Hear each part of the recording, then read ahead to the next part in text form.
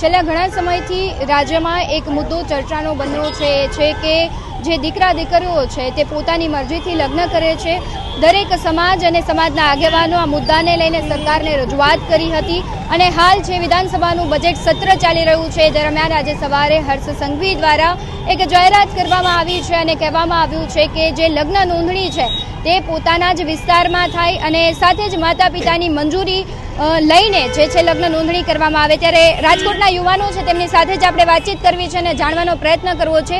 યુવા દિલોની ધડકણ deputy CM આદરણીય હર્ષભાઈ સંઘવીએ આજે જે વિધાનસભાના સત્રની અંદર જે બિલ રજૂ કર્યું કે કોઈ પણ માતા પિતાની મંજૂરી વગર લગ્ન નોંધણી નહીં થાય, એક ખરા અર્થમાં એક દીકરીઓની જીવન બચાવવા માટેની આ એક મુહિમ છે અને આ નિર્ણય ખૂબ આવકારદાયક છે।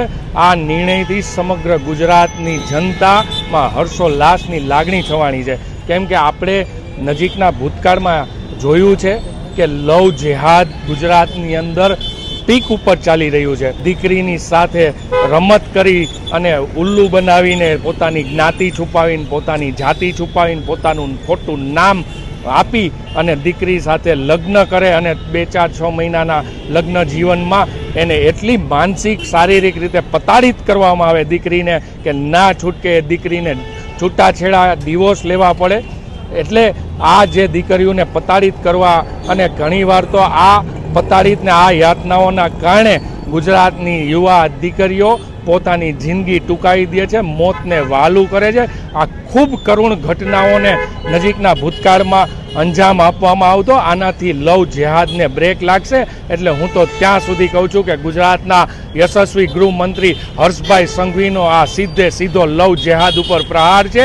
આ લવ જેહાદ અને જે જેહાદી માનસિકતા ધરાવનાર તત્વો છે તેની સામે હર્ષભાઈ સંઘવીએ આ બંધ પોકાર્યો છે, આ જંગ આદર્યો છે અને આ લવ જેહાદ કે જેહાદની માનસિકતા ધરાવનાર આવારા તત્વો ચેતી જાય। હવે ગુજરાત અને ગુજરાતની આ સરકાર ક્યારેય આવા તત્વોને સાખી નહીં લે।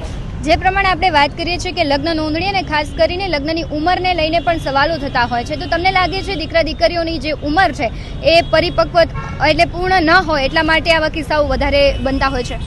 જ્યારે દીકરીઓ અભ્યાસ અર્થે સ્કૂલમાંથી કોલેજ કાળમાં જતા હોય છે ત્યારે ત્યાં એમની અનમેચ્યોરિટી હોય છે, એટલે આવા જાસેબાજીમાં આંબા આંબલી દેખાડી અને છોકરાઓ જે ખાસ કરીને આવારા તત્વો જે લુખ્ખા તત્વો હોય છે એ લોકો ટાપીને બેઠા હોય છે કે સારા અથવા શ્રીમંત ઘરની દીકરીને આ જાસેબાજીમાં ફસાવી અને એની જિંદગી કેમ બરબાદ કરવી, એને બ્લેકમેલિંગ કરવા।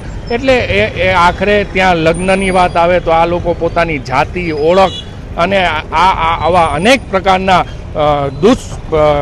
ષડયંત્ર થઈ રહ્યા હોય ત્યારે આ દીકરીઓ એ ભલમનસાઈમાં કે ભોળપણમાં કે અનમેચ્યોરિટીમાં આવા પગલાં લે છે ત્યારે દીકરીનું જીવન તો બરબાદ થાય છે, સાથોસાથ એમના માતા પિતા અને એમના પરિવારનું પણ માળો વિખાઈ જાય છે। કેમ કે એક આ દાંપત્ય જીવન એક એવી વસ્તુ છે કે જે પરિવાર અને માતા પિતાએ જે આપણા માટે યોગ્ય પસંદગી કરી હોય એ યોગ્ય જ પસંદગી હોય અને ત્યાં જ લગ્ન જીવન થવું જોઈએ। પણ દીકરીઓ ક્યાંક ને ક્યાંક અનમેચ્યોરિટીમાં કે ભોળપણમાં કે ક્યાંક જાસેબાજીમાં આવી જાય છે, જેથી કરીને તે દાંપત્ય જીવનના શુભ શરૂઆત કરે છે પણ એ શુભ શરૂઆત અશુભ બની જાય છે। આવા લોકો દીકરીઓને 2-4-6 મહિનાને ઓલામાં પ્રતાડિત કરવાનું શરૂ કરે છે, ના છૂટકે દીકરીઓએ છૂટાછેડા લેવા પડે છે અથવા તો મોત વહાલું કરવું પડે છે। એટલે આનાથી પરિવારનો સમગ્ર માળો વિખાઈ જાય છે। અમે જાહેર જીવનમાં કામ કરી છીએ, સામાજિક અગ્રણી છીએ, ત્યારે આવા અનેક કિસ્સાઓમાં અમે પણ મદદરૂપ થયા છીએ, અમે પણ કામગીરી કરી છે અને ઘણી જગ્યાએ અમે પણ જોયું છે કે પરિવારનો માળો હસતો ખીલતો માળો વિખાઈ જાય છે। એટલે આપના માધ્યમથી હું ખાસ એક દીકરીઓને અપીલ કરું છું કે આવા કોઈ જાસેબાજીમાં ન આવે। આ 21મી સદીનો આધુનિક યુગ છે, ત્યારે કોઈ પણ આવી વાત હોય તો પહેલાં પરિવાર કે પરિવારના મોભી કે માતા પિતાને અચૂકપણે રજૂઆત કરવી જોઈએ કે આવી વાત છે અને જો માતા પિતા કે વડીલો પરિવારની સહમતિ હોય તો જ દાંપત્ય જીવન થવું જોઈએ। અને આ સરકારે આ જે ઠોસ કદમ ઉઠાવ્યો છે, હર્ષભાઈ સંઘવીએ જે આ મક્કમતા ભર્યો નિર્ણય કર્યો છે એને સમગ્ર ગુજરાતની જનતા અને ખાસ કરીને દીકરીઓના માતા પિતા આવકારે છે। ખાસ લાગે છે કે જ્યાં નવા નિયમો આવ્યા બાદ લિવ ઇન રિલેશનના જે કિસ્સાઓ છે તે વધશે? લિવ ઇન રિલેશનશીપના કિસ્સાઓ એટલા માટે નહીં વધે કેમ કે આપણે ભારતની સંસ્કૃતિ ક્યારેય આવી સંસ્કૃતિ પશ્ચિમી સંસ્કૃતિને માનતા નથી. લિવ ઇન રિલેશનશીપ એ આખો એક અલગ મુદ્દો છે અને આ લગ્ન જીવન જે કહ્યું એમ કે એટલે જે લવ જેહાદના કિસ્સા છે એની ઉપર સંપૂર્ણ આ નિર્ણયથી ફૂલ સ્ટોપ લાગી જવાનું છે. એટલે લવ જેહાદ અને લિવ ઇન રિલેશનશીપ બે જુદી વાત છે અને આપણી દીકરીઓ મને ખબર છે ત્યાં સુધી આવી કોઈ સંસ્કૃતિમાં આપણી દીકરીઓ માનતી નથી. ક્યાંક અપવાદ આવા લિવ ઇન રિલેશનશીપને પ્રાધાન્ય મળતું હોય છે અને એ આખરે કાયદાકીય અને કોર્ટની મેટર છે. પણ આવનારા દિવસોમાં ચોક્કસ સરકાર પણ આમાં કાંઈ ઘટતું હશે તો આવનારા દિવસોમાં આમાં પણ ત્રુટીઓ હશે તો પરિપૂર્ણ કરવામાં આવશે. ખાસ એવા કિસ્સાઓ બને છે કે દીકરા દીકરીઓ કદાચ લગ્ન નોંધણી કર્યા વગર લગ્ન કરી લેશે, એટલે કે લિવ ઇન રિલેશનમાં રહેશે, બાળકો થશે અને પછી જ્યારે એમનું નામ ચડાવવાનું આવશે ત્યારે પ્રશ્ન આવશે કે હવે શું કરવું. તો એવા કિસ્સાઓ વધશે એવું તમને લાગે છે? એ લિવ ઇન રિલેશનશીપના બાળકો જે થાય એ બાળકના નામકરણ કરવા પાછળ એમના માતા પિતાનું નામ ચડાવવા માટે અનેક એમાં મુશ્કેલીઓનો સામનો કરવો પડતો હોય છે. એટલે જ કહ્યું એમ કે આપણે આ બંધારણીય રીતે અને સાંસ્કૃતિક રીતે લિવ ઇન રિલેશનશીપ ક્યારેય યોગ્ય છે જ નહીં અને એ આપણી દીકરીઓ ખૂબ સારી રીતે જાણે છે. એટલે કોઈ લિવ ઇન રિલેશનશીપમાં આમાં કોઈ થતું નથી અને જો થાય છે તો એના પણ ગંભીર પરિણામો અથવા તો માઠા પરિણામો ભોગવતા આપણે લિવ ઇન રિલેશનશીપ કરારવાળા બંને પક્ષના લોકોને આપણે જોયા છે. અને ઘણીવાર એનો પણ કરુણ અંજામ એવો આવે છે કે આ આત્મહત્યાઓ થાય છે અથવા તો એનું મર્ડર થાય છે. એટલે ક્યાંક ને ક્યાંક ક્રાઇમ અને પોલીસના સંકજા કસાઈ છે. આજે કેમ કે ગુનો કોઈ પણ કરે, ગુનો તો ગુનો છે, એની સજા જે કાયદાકીય જોગવાઈ મુજબ છે. હવે તો ફાસ્ટ ટ્રેક કોર્ટમાં પણ કેસ ચાલે છે અને આ કહ્યું એમ 21મી સદીનો યુગ છે.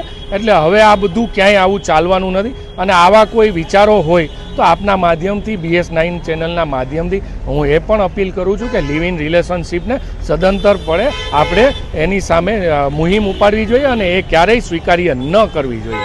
રાજકોટના બીજા યુવાન છે તેમની સાથે પણ વાત કરવી છે. ખાસ કરીને ગૃહમંત્રી દ્વારા આજે જાહેરાત કરવામાં આવી છે, તેને લઈને શું કહેશો?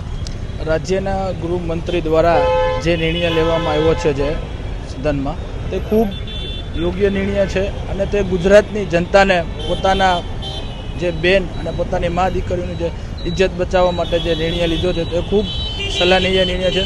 તેને અમે આવકારી છીએ. તેને જે નિર્ણય લીધો છે તે યોગ્ય નિર્ણય છે, જેથી કરીને બેનું દીકરીઓ જે ખોટી લાલચમાં ને ખોટી લોભમાં જે આવી જાય છે, ગમે તે દીકરો પોતાનું નામ છુપાવીને ગમે તેને લાલચ કે લોભમાં લે છે, તે તદ્દન તે કોઈ વિષય કે એવો બનાવ નહીં બને અને તેમાં સમાજ ખૂબ જાગૃત થશે અને તે નિર્ણયને પોતે જે કાયદો છે તે ખૂબ સલાહનીય કાયદો છે. અને જે બનાવ બને છે જે બેનો દીકરીઓને ખોટા ફોલાવવામાં કે તે પોતાને જાળમાં ફસાવવા માટે તે ફસાવવામાં નહીં આવે અને તેના કારણે તે એમનો સ્ટોપ થશે અને તે કાયદાકીય પણ જે રોકાશે ને બેનું દીકરીઓની ઇજ્જત એ બચાશે અને બેનું દીકરીઓ પણ ક્યાંક ને ક્યાંક તેમાંથી બચશે. અને જે નિર્ણય છે તેના માતા પિતા માટે ખૂબ યોગ્ય નિર્ણય છે. જે સરકારે નિર્ણય લીધો છે તેના માતા પિતા માટે ખૂબમાં ખૂબ યોગ્ય અને તે સલાહનીય નિર્ણય છે. ખાસ આજના દીકરા દીકરીઓ બંને છે એ એકલતામાં જીવવાનું પસંદ કરતા હોય છે ને સોશિયલ મીડિયાનો ખૂબ વધારે ઉપયોગ કરે છે. તમને લાગે છે કે એટલે આવા બધા કિસ્સાઓમાં વધારો થાય છે? ખાસ કરીને તો જે પણ કયા બનાવ બને છે તે સોશિયલ મીડિયાના માધ્યમથી જ બને છે. તે સોશિયલ મીડિયામાં પોતાના ફેક એકાઉન્ટ બનાવીને ખોટા છોકરીઓને મેસેજ કરે છે. પોતાની જે લાઈફસ્ટાઈલ હોય છે તે લાઈફસ્ટાઈલને અલગ વધારાની લાઈફસ્ટાઈલ બતાવીને તે છોકરીઓને ફોલાવે છે અને તેમાંથીને જે ગમે તે XYZ બાનારૂપી બનીને તેમાંથીને તે બધા રિલેશનો જે બધા ચાલુ થતા હોય છે ને તેમાંથીને જે કોન્ટેક્ટમાં આવીને છોકરીઓને ફોલાવીને એનો ગેરઉપયોગ કરે છે. પણ છોકરીઓ જે નાદાન હોય છે, તમને કોઈ આ વસ્તુનો ક્યાંય ખ્યાલ નથી હોતો કે આ છોકરો મારા ભવિષ્ય માટે સારો છે કે નથી સારો. તે છોકરા માટે એના માવતર વિરુદ્ધમાં પણ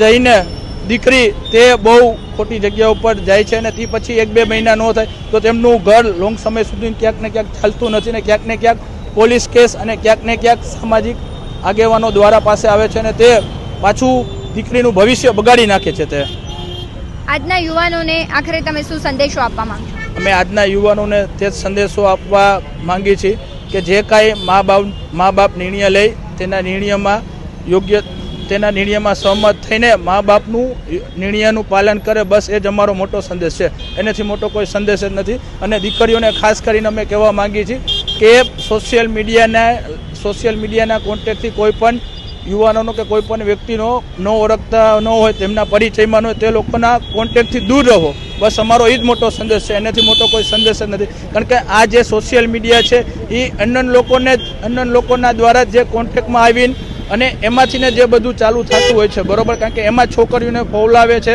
અને એમાં જ સારી પોસ્ટ મેકીને છોકરીઓને ક્યાંક ને ક્યાંક પોતાની માયાજાલમાં ફેરવે છે. જે પ્રમાણે વાત કરવામાં આવે છે કે આ બધા જ કિસ્સાઓમાં મૂળભૂત સોશિયલ મીડિયા છે, કારણભૂત છે. એટલે આજના યુવાનો ક્યાંક ને ક્યાંક સોશિયલ મીડિયાના ઉપયોગથી આવી બધી ચુંગાલમાં ફસાઈ જતા હોય છે ને ત્યારબાદ તેમનું જીવન બરબાદ થઈ જતું હોય છે. BS9 TV ન્યૂઝ સાથે ભગવતી વિશાવડિયા સાથે પ્રદીપ પાઠક, રાજકોટ.